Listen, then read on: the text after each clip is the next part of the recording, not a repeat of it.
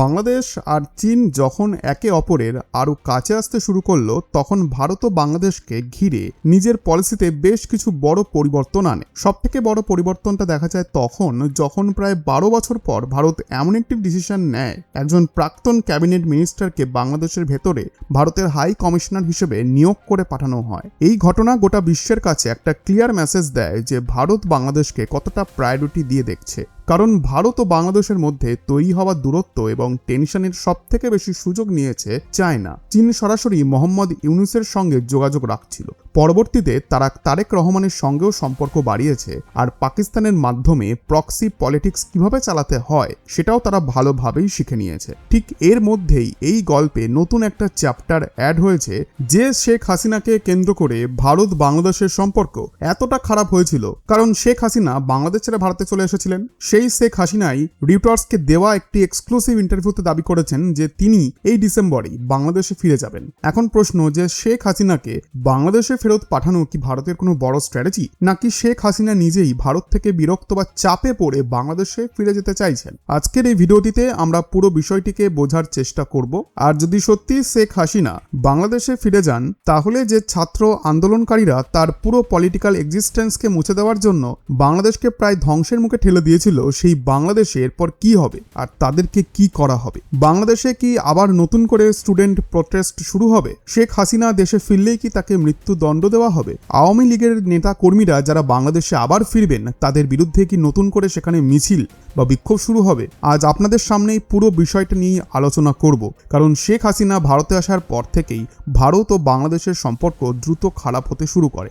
শেখ হাসিনাকে আশ্রয় দেওয়ার কারণে ভারতের স্ট্র্যাটেজিক ক্যাপাবিলিটি এবং ফরেন পলিসি নিয়েও বিভিন্ন মহল থেকে প্রশ্ন উঠতে থাকে। আর এখন শেখ হাসিনার এই অ্যানাউন্সমেন্ট অনেক বড় পলিটিক্যাল মিনিং বহন করছে। তিনি দাবি করছেন যে এই ডিসেম্বরেই তিনি ভারত ছেড়ে বাংলাদেশে ফিরে যাবেন। শুধু তাই নয়, তিনি বাংলাদেশের আদালতে সারেন্ডার করতেও প্রস্তুত। এমনকি শেখ হাসিনা একা নন, তার সঙ্গে আওয়ামী লীগের বেশ কয়েকজন বড় এবং সিনিয়র লিডারও বাংলাদেশে ফিরে যাবেন। দেখুন, শেখ হাসিনাকে নিয়ে একটা ঘটনা আবার আপনাদেরকে মনে করিয়ে দিই। 2024 সালের একটি ঘটনা। শেখ হাসিনা নির্বাচনে বড় মেজরিটি নিয়ে জয়ী হন। 2/3 বেশি আসন পেয়ে তিনি টানা চতুর্থবার বাংলাদেশের প্রাইম মিনিস্টার হওয়ার জন্য প্রস্তুত হচ্ছিলেন। ঠিক সেই সময় একটি বড় জিওপলিটিক্যাল ডেভেলপমেন্ট সামনে আসে।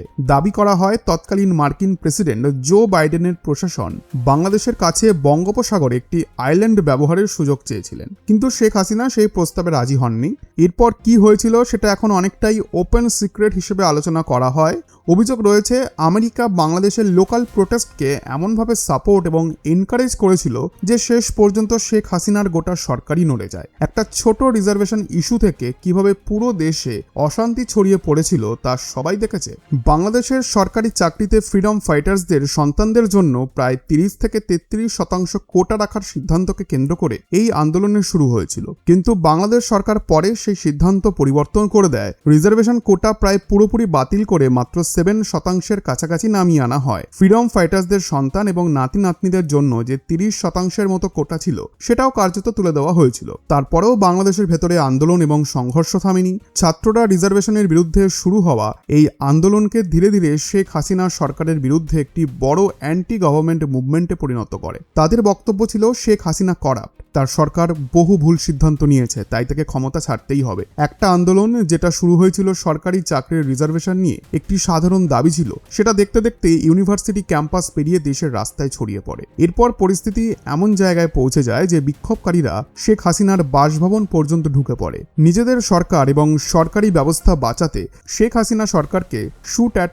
সাইট অর্ডার পর্যন্ত দিতে হয়েছিল। এই সিদ্ধান্তের পর বাংলাদেশের সাধারণ মানুষের একটা বড় অংশ শেখ হাসিনার বিরুদ্ধে চলে যায়। পুরো সংঘর্ষে 1400-রও বেশি মানুষের মৃত্যু হয়েছিল, এটা রিপোর্টে দাবি করা হয়েছিল। পরিস্থিতি এতটাই ভয়াবহ হয়েছিল যে উত্তাল জনতা এবং ছাত্রছাত্রীদের রূপ নিয়ে থাকা সংঘর্ষকারীরা সরকারি সিস্টেম ভাঙচুর করতে শুরু করে।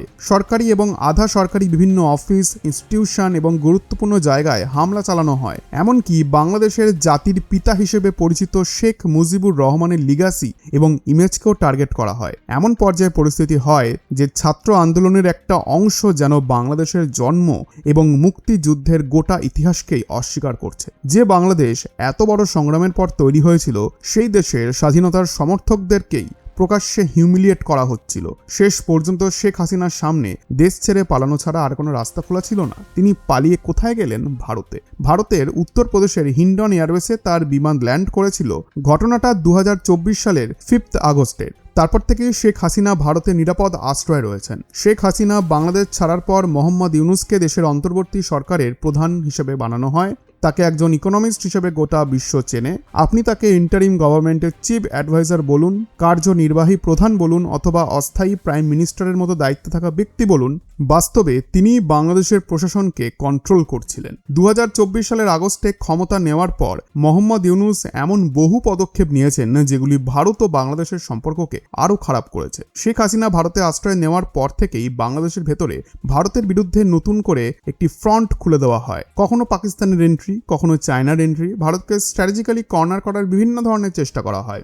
বাংলাদেশ তৈরির পেছনে ভারতের বড় ভূমিকা ছিল, কিন্তু নতুন ন্যারেটিভ তৈরি করে বলা শুরু হয় যে ভারতই নাকি বাংলাদেশের সবথেকে বড় শত্রু। এই ধারণা মানুষের মধ্যে ছড়িয়ে দেওয়ার জন্য সব রকমের চেষ্টা করা হয়। শেখ হাসিনার বিরুদ্ধে অ্যারেস্ট ওয়ারেন্ট জারি করা হয়।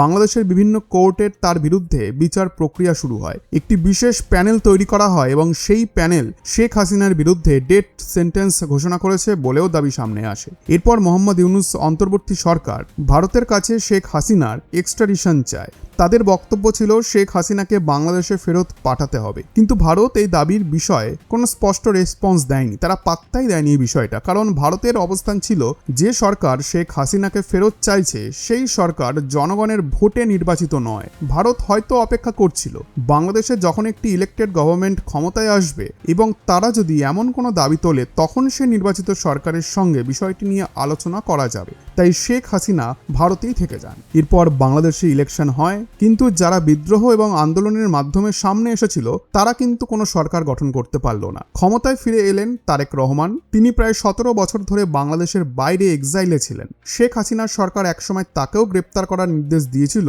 সেই কারণেই দীর্ঘদিন তাকে দেশের বাইরে থাকতে হয়েছিল। তারেক রহমান দেশে ফিরে সরকার গঠন করেন এবং ডেমোক্রেটিক সিস্টেমের মাধ্যমে দেশ চালানো শুরু করেন। আর যেসব বিদ্রোহী সংগঠন, স্টুডেন্ট ইউনিয়ন এবং বিভিন্ন সক্রিয় গ্রুপ বাংলাদেশের ভেতরে এতদিন প্রভাব বিস্তার করেছিল, তারা নিজেদের রাজনৈতিক পরিচয়কে এবং গুরুত্বকে ধরে রাখতে ব্যর্থ হয়। ক্ষমতায় আসার পর তারেক রহমান স্পষ্ট করে তার পলিসি বলেন যে বাংলাদেশ ফার্স্ট। এরপর তার সরকার ভারতের কাছে শেখ হাসিনাকে বাংলাদেশে ফেরত পাঠানোর দাবি জানায়। এরপর প্রথমবার ভারতের পক্ষ থেকে একটি রেসপন্স আসে।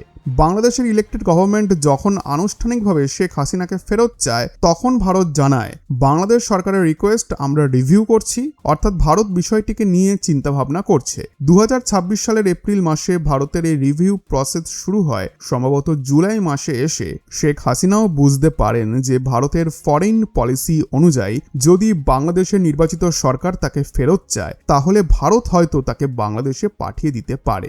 ঠিক এই সময় শেখ হাসিনা রিউটার্সকে একটি ইন্টারভিউ দেন। এই ইন্টারভিউয়ের মাধ্যমে তিনি একদিকে ভারতকে প্রেশার থেকে কিছুটা রিলিফ করে দেন, অন্যদিকে বাংলাদেশকেও আশ্বস্ত করেন। তিনি জানান, আমি এই ডিসেম্বরেই বাংলাদেশে ফিরে যাচ্ছি। আমি দেশের জুডিশিয়ারি এবং কোর্টের সামনে হাজির হব। হতে পারে আমাকে আর নির্বাচন করতে দেওয়া হবে না, হতে পারে আমাকে ফাঁসির সাজা দেওয়া হবে, হতে পারে আমাকে জেলে পাঠানো হবে, কিন্তু আমি নিজের মাটিতেই মরতে চাই, নিজের দেশের মাটিতেই দাফন হতে চাই। আমি আদালতে সারেন্ডার করব এবং আমার সঙ্গে আওয়ামী লীগের অন্য সিনিয়র লিডাররাও বাংলাদেশে ফিরবেন। তিনি আরও জানান, যদি তার মৃত্যু হয় তাহলে তিনি চান তাকে তার বাবা মায়ের পাশেই দাফন করা হোক, যেখানে তার বাবা মা সমাহিত রয়েছেন। শেখ হাসিনার এই স্টেটমেন্ট রাতারাতি হেডলাইন হয়ে যায়। বাংলাদেশ জুড়ে আলোচনা শুরু হয়। সবথেকে বড় প্রশ্ন হয়ে দাঁড়ায়, শেখ হাসিনাকে কি ভারত সরকারই এই সিদ্ধান্ত নিতে বলেছে? কারণ ভারত এখন নতুন বাংলাদেশ সরকারের সঙ্গে সম্পর্ককে ইমপ্রুভ করার চেষ্টা করছে। তাহলে কি ভারত শেখ হাসিনাকে বুঝিয়ে দিয়েছে যে বাংলাদেশের সরকার যদি তার এক্সট্রাডিশন নিয়ে বেশি প্রেশার তৈরি করে তাহলে ভারত তাকে ফেরত পাঠিয়ে দিতে পারে? শেখ হাসিনা কি ভয় পেয়েছেন, নাকি তার মনে হয়েছে যে ভারত ধীরে ধীরে তার পাশ থেকে সরে যাচ্ছে? তবে এর উল্টো সিনারিও হতে পারে। ভারত যখন নিজের দেশের একজন ফরেন মিনিস্টার লেভেল ব্যক্তিকে বাংলাদেশের হাই কমিশনার করে পাঠালো, তখন সম্ভবত তিনি তারেক রহমানের কাছে একটি বিশেষ মেসেজ নিয়ে গিয়েছিলেন। সেই মেসেজটা এমনও হতে পারে, শেখ হাসিনা বাংলাদেশে ফিরলে তবেই দেশের ডেমোক্রেসি পুরোপুরি রিস্টোর হবে, কারণ শেখ হাসিনা দেশে থাকলে একটা স্ট্রং অপোজিশন তৈরি হবে, আর কোনো অপোজিশন ছাড়া বাংলাদেশের ডেমোক্রেটিক সিস্টেম বেশি দিন ঠিকভাবে চলতে পারবে না। তারেক রহমান যদি দীর্ঘদিন ক্ষমতায় থেকে স্থিতিশীলভাবে সরকার চালাতে চান তাহলে তারও একটা লেজিটিমেট অপোজিশন অপোজিশন দরকার, কারণ জামায়াতের লোকজন এবং বিভিন্ন স্টুডেন্ট ইউনিয়ন যেভাবে বাংলাদেশের ইমেজ নষ্ট করেছে, ভবিষ্যতে তারাই তারেক রহমান সরকারের বিরুদ্ধে চলে যেতে পারে। তাই হয়তো তাকে বোঝানো হয়েছে শেখ হাসিনাকে অপোজিশন হিসেবে দেশে থাকতে দিন এবং নিজের সরকার চালান। বাস্তবে যে কোনো কিছুই হয়ে থাকতে পারে। এমনও হতে পারে যে ভারতই তারেক রহমান এবং শেখ হাসিনার মধ্যে কোনো পলিটিক্যাল আন্ডারস্ট্যান্ডিং তৈরি করিয়েছে। সম্ভবত শেখ হাসিনাকে বলা হয়েছে, আপনি কোর্টের সামনে হাজির হন, আদালত হয়তো কিছু সময়ের জন্য আপনাকে নির্বাচনে লড়তে নিষেধ করবে, আপনি নিজে নির্বাচন না করলেও আপনার পার্টি অন্তত আবার রিভাইভ করতে পারবে। অর্থাৎ আওয়ামী লীগ আবার বাংলাদেশের রাজনীতিতে ফিরে আসবে এবং ভবিষ্যতে ক্ষমতার জন্য পলিটিক্যাল ফাইট শুরু করতে পারবে। তবে এখনো পর্যন্ত শেখ হাসিনার সঙ্গে বাংলাদেশ সরকারের অফিসিয়ালভাবে কোনো ধরনের আলোচনা হয়নি। ভারত সরকারের সঙ্গেও কোনো অফিসিয়াল এগ্রিমেন্টের কথা সামনে আসেনি।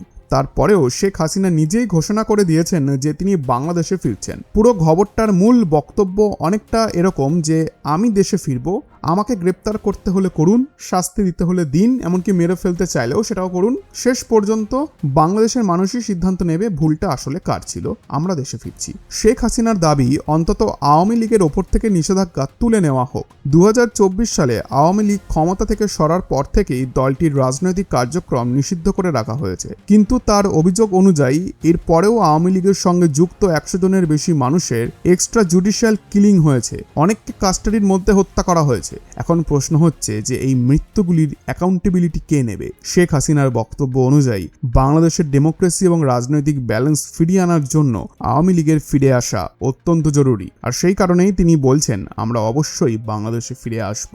শেখ হাসিনা ডেটা তুলে ধরে বলেছেন তারা যখন ক্ষমতায় ছিলেন তখন কত মানুষের মৃত্যু হয়েছিল সেটা নিয়ে অনেক প্রশ্ন তোলা হয়েছে, কিন্তু তারা ক্ষমতায় না থাকার সময় যেসব মানুষ মারা গেছেন তাদের মৃত্যুর জবাব কে দেবে? সব মিলিয়ে শেখ হাসিনার তার নিজের কামব্যাকের অ্যানাউন্সমেন্ট করে দিয়েছেন, আর তার এই ঘোষণার পর থেকেই তার বিভিন্ন পলিটিক্যাল মিনিং বের করা শুরু হয়েছে। বাংলাদেশ থেকেও রিয়াকশন আসতে শুরু করেছে। শেখ হাসিনার সরকারের বেশ কয়েকজন প্রাক্তন মিনিস্টার এবং সিনিয়র লিডার যারা বর্তমানে দেশের বাইরে রয়েছেন তারাও বলেছেন যে তারা বাংলাদেশে ফিরে যাবেন। অনেকেই ইতিমধ্যে দেশে ফেরার প্রিপারেশন শুরু করে দিয়েছেন। এখন বাংলাদেশের ভেতরে ডেমোক্রেটিক্যালি ইলেক্টেড গভর্নমেন্ট রয়েছে, তাই আওয়ামী লীগের যেসব নেতা এতদিন দেশের বাইরে ছিলেন তারা এখন দেশে ফিরতে চাইছেন। বাংলাদেশে আওয়ামী লীগের স্টুডেন্ট উইং এবং শেখ হাসিনাকে স্বাগত জানানোর সিদ্ধান্ত নিয়েছে। বিশ্বজুড়ে শেখ হাসিনার এই সিদ্ধান্তকে তার পলিটিক্যাল মাস্টার স্ট্রোক বলে মনে করছেন অনেকেই, কারণ বাংলাদেশে এখন যখন একটি নির্বাচিত সরকার রয়েছে তখন আওয়ামী লীগের সাপোর্টার্সরাও আবার প্রকাশ্যে সামনে আসবেন।